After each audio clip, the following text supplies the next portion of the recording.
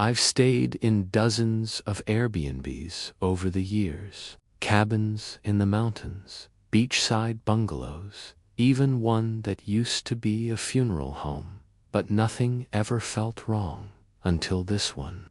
It was supposed to be a quiet weekend in the woods. No neighbors, no noise, just me and my laptop. But the first night, I noticed something strange. The bedroom had 5 walls, 4 like normal, and a 5th that didn't make sense. There was no window, no light switch, just smooth drywall and the faint sound of breathing. I tried to ignore it. I should have left, but I didn't. I knocked, and the worst part is, something knocked back. What I found behind that wall, in the hidden room, still keeps me up at night. And if you're watching this, you're about to see why, if you think you're ready for what's next. Don't forget to subscribe to Verified Red Evil. What's coming tonight is only the beginning. Let's move to our first story. I travel a lot for work. Not the glamorous kind of travel, not hotels and business lounges, more like cheap rentals and long stretches of silence. I'm a travel nurse, and when I'm not running night shifts in hospitals across the country, I'm usually holed up in some temporary Airbnb trying to catch up on sleep and forget the things I've seen. This one was in rural Vermont, a cabin listed as a peaceful mountain retreat. It had great reviews, a cozy vibe, and, most importantly, it was cheap. I booked it for 4 nights between assignments. No roommates, no shared space, just me, a few frozen meals, and a bottle of wine I'd been saving. The first day was uneventful. I arrived late in the afternoon, let myself in with the key code, and dropped my bags on the wooden floor. The air smelled like cedar and old books. There was a fireplace I didn't use, and a bookshelf filled with mystery novels I didn't touch. But that night, something strange happened. I was lying in bed, scrolling through my phone, when I heard a sound, faint but rhythmic, a scratching sound, like nails tapping on wood. It was coming from the wall behind the headboard. I turned off the fan, listened. Nothing, just silence and the distant chirp of insects. I figured it was mice, or maybe I imagined it. Night, the sound came back louder this time, scraping and dragging, like something being moved just on the other side of the wall. I knocked, half joking, and laughed to myself, but something knocked back, 3 slow taps, just like mine. I sat frozen in bed, heart pounding. I told myself it was pipes, old plumbing making noise. That made sense, didn't it? But the tapping kept happening, at random times, always at night, always in 3s. Like an answer, I decided to investigate the wall. During the day, I pulled the bed away and looked behind it. Nothing, just smooth drywall. But then I noticed something strange. The room wasn't a perfect rectangle. It had 5 walls, 4 like normal, and a 5th slightly angled, like someone had added it as an afterthought. But something about the proportions felt off, like it didn't belong in the floor plan. That night, I dreamed of breathing, not mine, slow, wet breaths coming from the other side of the wall. In the dream, I pressed my ear to the drywall and felt heat radiating from behind it, like there was someone standing inches away, just waiting. I woke up gasping. The fan was off. The power was out. The clock on the nightstand blinked, 3:33, and then I heard it. The knock, 3 times, but not from the wall this time. It came from inside the room. I grabbed my phone and turned on the flashlight. I didn't see anything, but I couldn't shake the feeling that I wasn't alone, that something was watching me from the corner, something just barely out of focus. The power came back in the morning, and I decided I'd had enough. I packed my bags. I was going to leave early, write a polite review, pretend none of this happened. But before I left, I moved the dresser. It was a heavy oak thing, old, dusty. It took effort to drag it away from the wall. But behind it, I found something I wish I hadn't. A seam in the drywall. A barely visible outline of a door. No handle, no hinges, just a square, like someone had tried to seal it off but didn't quite finish the job. I should have left it alone. But curiosity is a strange thing. I pressed my fingers into the edge, and to my surprise, the panel gave way. It opened with a low creak, revealing a narrow crawl space lit by a single dangling light bulb. The smell hit me first, a mix of damp wood, dust, and something metallic. I crouched down, holding my phone in front of me, and crawled in. It was small, no more than 10 feet deep, but at the far end was another room, a hidden one. It was furnished. A single mattress on the floor, a blanket, a nightstand, and on the wall dozens of photos of people sleeping. Some of them were of me, the same pajamas, the same bed sheets, the same position I'd been in the night before. I stumbled backward, hit my head on the ceiling, and nearly dropped my phone. I didn't wait. I didn't think. I ran out, slammed the crawlspace door shut, pushed the dresser back over it, and drove away without looking back. I reported the listing to Airbnb. They said the account had already been deactivated. No explanation, no apology, just gone. Know who was behind that wall, or how long they'd been watching me. But sometimes, when I sleep in a new place, I still check behind the headboard, just to be safe, because some Airbnbs have hidden rooms, and some doors should never be opened. Let's move to our second story. This one was never supposed to get out. The footage you're about to hear was sent to me by someone who asked to stay anonymous, not just for privacy, but for safety. It came in an unmarked envelope with no return address, a USB drive, and a note that read, "If I disappear, at least someone will know what happened." The files were shaky, Laura's classic found footage style, but what they showed wasn't some teenager making up ghost stories. In a basement, it was something real, something wrong. The video starts with a man, mid-30s, name blurred out in the metadata. He's vlogging about an antique mirror he found at an estate sale in upstate New York.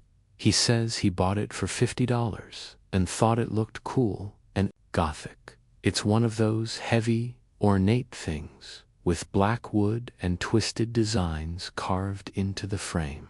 He sets it up in his hallway, leaning against the wall. Nothing weird at first, but within the first few clips, you can see it, reflections that don't line up. He walks past the mirror, but his reflection lags by a second.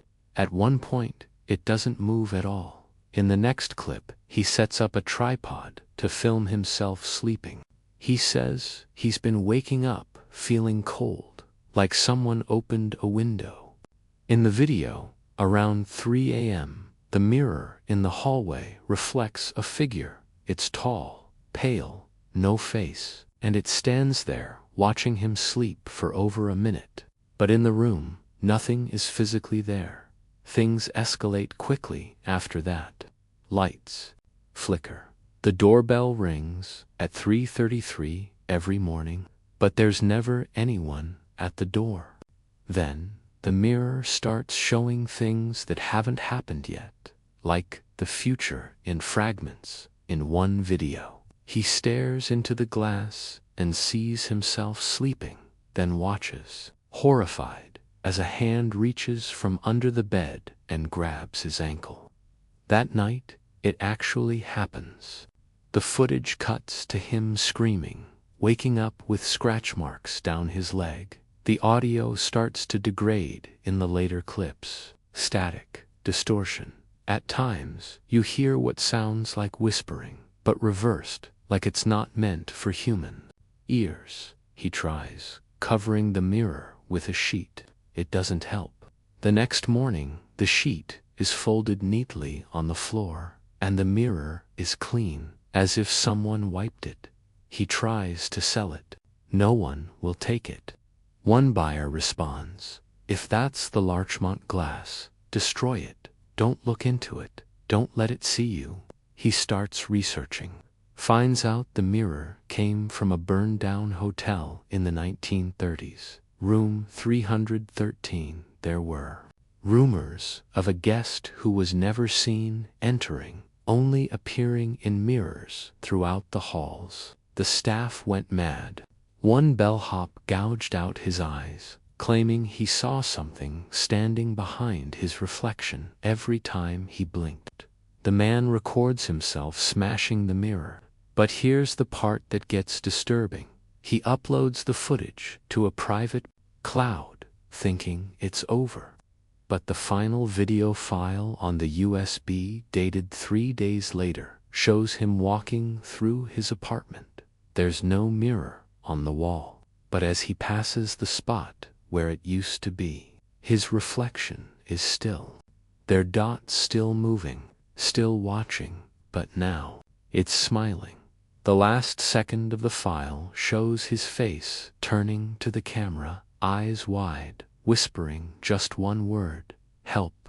The screen cuts to black. I tried finding him. Reverse image search. Rental history. IP trace. Nothing. It's like he never existed. But the files weren't fake. I ran metadata checks. It wasn't CGI. The timestamps are real. The audio distortions match genuine EVP frequency bands.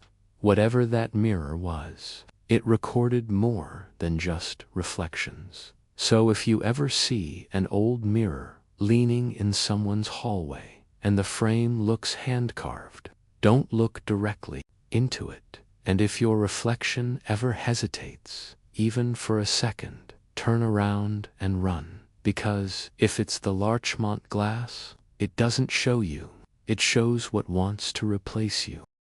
Let's move to our third story. Have you ever heard of the whistling tree? It's an old urban legend from a forgotten rural town in northern Pennsylvania, the kind of story whispered at sleepovers and campfires, told with enough detail to feel like it might have really happened. It goes like this. Deep in the woods, off a long abandoned trail near a ghost town called Norfelt, there's a single tree with no others around it. Tall, pale, almost silver. It's surrounded by dead soil, no birds, no bugs, nothing lives near it. And if you stand close to it at night, you'll hear whistling. Low, slow, tuneless, almost human, they say. The tree wasn't always there. In 1913, a girl named Evelyn Myers vanished in those woods. Local newspapers claimed she ran away, but those who lived nearby remembered the search parties, remembered her mother screaming into the forest for weeks, remembered how the woods seemed to change after that colder, darker, wrong. About a year later, hunters passing through discovered something unnatural, a young white tree, grown fully tall in the middle of a clearing that had never existed. No roots exposed, no sap, just smooth bark, cold to the touch. That night, the whistling began. The townsfolk said if you heard it once, you were safe. Twice, you had until morning to leave. 3 times, and the tree would remember your name. But here's where it moves from legend to reality. In 2004, a hiker named Daniel Wallace posted on an old backpacking forum. He described coming across a strange clearing during a solo trek in Norfolk. Said, his compass spun when he got near it. His dog refused to step forward. And in the center of the clearing was a single, unnatural tree that looked almost metallic in the moonlight. He described hearing soft whistling, like someone breathing through their teeth, he wrote. It felt like I wasn't alone, even though I was. Like something was waiting for me to speak. He didn't. He left the area immediately, and then he vanished. Forum users tried to follow up. Nothing. His account deleted itself 3 days later. Even his photo, which showed the tree in the background, was corrupted, replaced with static. Another user, Kaylee Faye 87, responded to the thread saying she'd grown up near Norfolk and heard the story from her grandmother. Her version was even worse. She said Evelyn Myers didn't go missing. She was sacrificed. Local farmers had been dealing with drought and dead crops, and there were whispers about an old ritual, one that required an innocent soul, willingly lost, never buried. The story said that something in the forest accepted the offer and left the tree behind as proof. The whistling, that was Evelyn, or what was left of her. And if the tree ever remembered your name, it meant it had room for another. Kaylee's post went viral for a short time on early Reddit horror boards. Then she stopped responding. 2 months later, local authorities found a burned tent and an old camera near the Norfolk trailhead. The footage on the camera was mostly static, but the final seconds had audio. A young woman's voice, whispering, "Why is it whistling my name?" Silence. Then the same voice, but warped, drawn out, echoing like wind through teeth. Kalia. They never found her body, but the camera. The bark of the tree was visible behind her, still pale, still smooth. Still whistling. Taught to this day, hikers occasionally report hearing strange sounds near Norfolk. Most pass it off as wind, but a few, very few, say it sounds human. If you ever hike near that part of the state and the air turns still, if your compass spins, if your dog won't move forward, don't talk, don't whistle back, and whatever you do, don't let the tree hear your name. Let's move to our fourth story. I don't think I've slept since February. Not really. Not the kind of sleep where you forget yourself for a while.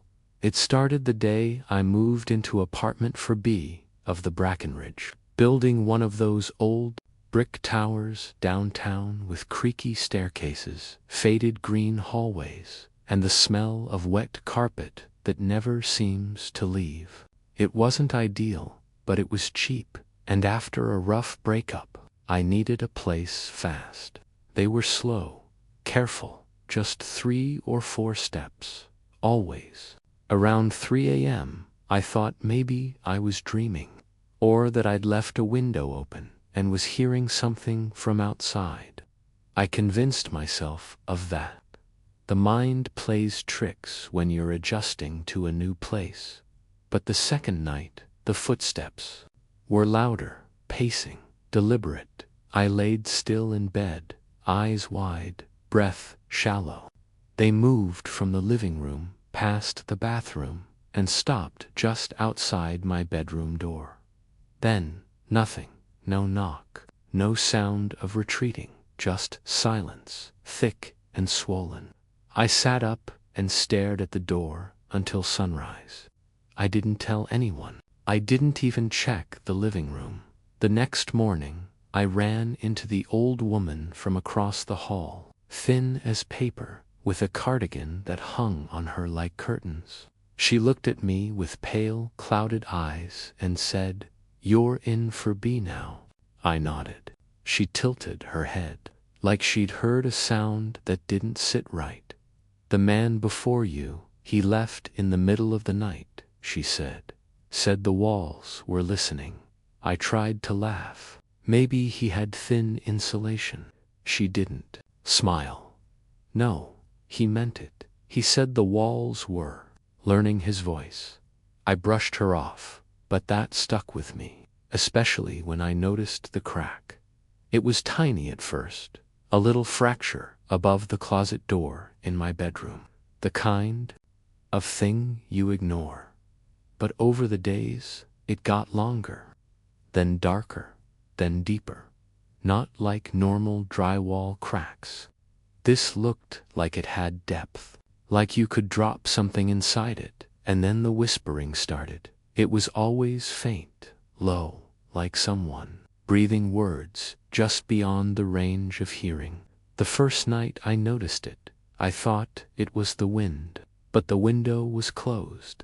The second night, I recorded it using the voice memo app on my phone, left it running all night. The next morning, I played it back. Nothing for the first 3 hours. Then, at exactly 3:12 a.m., a sound, barely audible, a wet, raspy whisper, repeating something over and over. Not words I understood, but a rhythm, a pattern my breathing on the recording.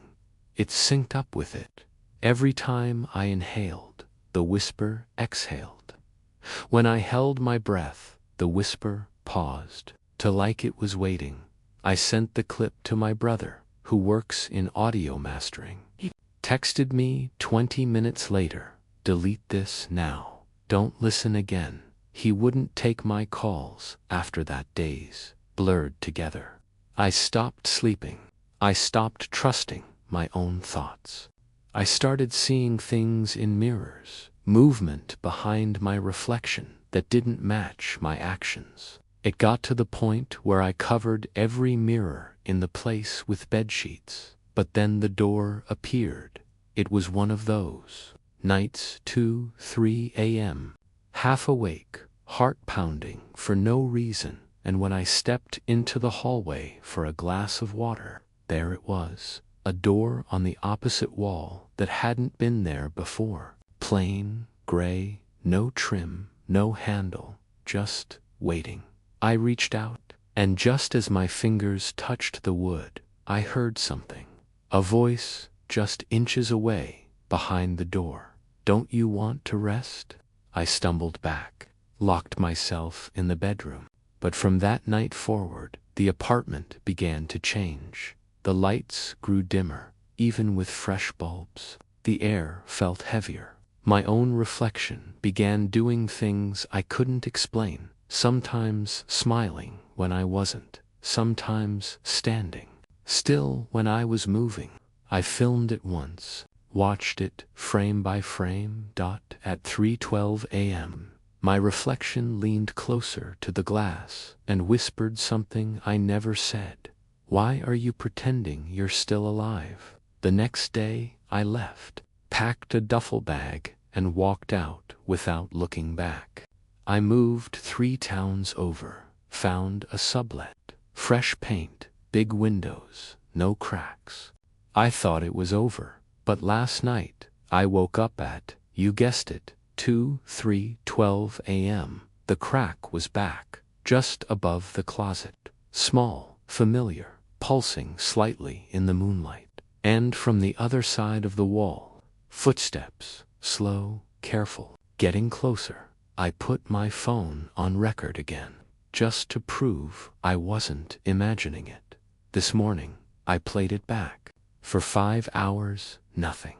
Then, exactly at 3:12 a.m., a voice, clear, confident, not a whisper anymore, it said, "You can move anywhere you want." I know your voice now. I deleted the file. I should have smashed the phone, but I didn't, because part of me still needs proof I'm not losing my mind, or worse, that I already have. I haven't slept since February, and whatever found me in 4B, it's still with me, waiting, listening.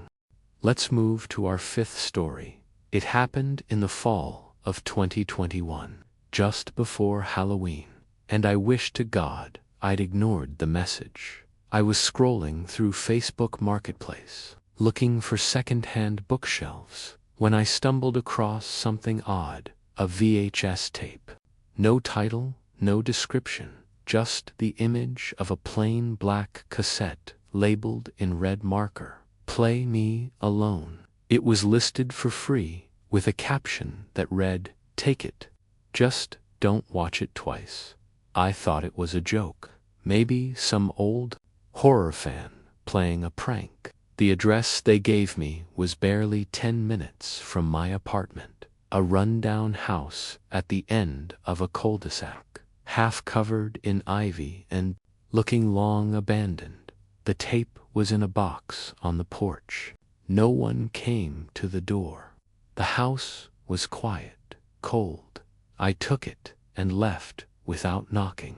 I should have thrown it out right then and there, but of course I didn't. That night, I dusted off my old VCR and slid the tape in, static for 10 seconds. Then it began. Grainy footage of a basement, someone filming from behind an old furnace, whispering in a terrified voice. You couldn't see much. The figure didn't move. Then the camera zoomed in on the figure's back, and just as it began to turn around, the tape cut to black. I sat there, frozen. It lasted maybe 5 minutes. No credits, no sound, nothing. That night, I had dreams. Not nightmares, worse. It was like I was still in the basement, holding the camera, standing behind the furnace. I woke up drenched in sweat. I tried to rationalize it, found footage. Horror was everywhere. But the next morning, it was in the VCR again. I hadn't touched it. I knew I hadn't. I hit eject. The label had changed. It no longer said, "Play Me Alone." Now it said, "Play Me Again." I didn't, not that night. I locked the tape in a drawer and told myself I was being paranoid. But weird things started happening. My TV would turn on at 3 a.m., flickering static, even when it was unplugged. Wet, muddy ones, leading from my front door to the hallway, and stopping just outside my bedroom. I broke down after a week and played it again. The footage was different this time. Same basement, but now the figure was closer, facing the camera, still motionless, still shadowed. But I could see something on its face, a blur, a smear, like its features had been erased. The camera zoomed in again, and just as it came into focus, the tape cut to black. Only this time, it didn't stay black. A new message appeared, typed in white text. "You've seen IT twice. IT sees you now." I yanked the tape out, threw it in the trash. I even walked it 2 blocks away to dump it in a construction bin. But it didn't matter. The next morning, the VHS was back in my apartment, on my pillow. The label now read, "Watch to the end." That night, the dreams became unbearable. I saw the figure everywhere, standing across the street, reflected in dark windows, even in the background of my own reflection. I stopped sleeping, stopped eating. Friends told me I looked sick, pale, sunken-eyed, but I couldn't tell anyone what was really happening. I didn't want them to know, because knowing is what brings it closer. Then one night, I woke up to the TV turning on by itself. Static, no input, just hissing sound and black and white snow. I reached for the remote, but before I could touch it, the image changed. It was live footage of me in my bedroom from behind. I spun around, no one, just emptiness. I turned back to the screen. And now I was gone from the feed. In my place, the figure stood there, in my room, watching the TV, watching me. I screamed, tore the plug from the wall, smashed the VCR with a hammer, burned the tape in the sink until it melted. But even now, it's not over. Every night at 3 a.m., the TV hisses back on. Always static, always a low, rumbling sound beneath the noise. Sometimes, for a second, the screen flickers to an image of the basement again. The figure is always a little closer. I moved apartments, changed cities, got rid of every screen in my house. But last week, I was walking past an antique store downtown, and in the display window was an old VHS tape, unlabeled. But when I pressed my hand to the glass, I swear, I saw my name written in red marker on the spine.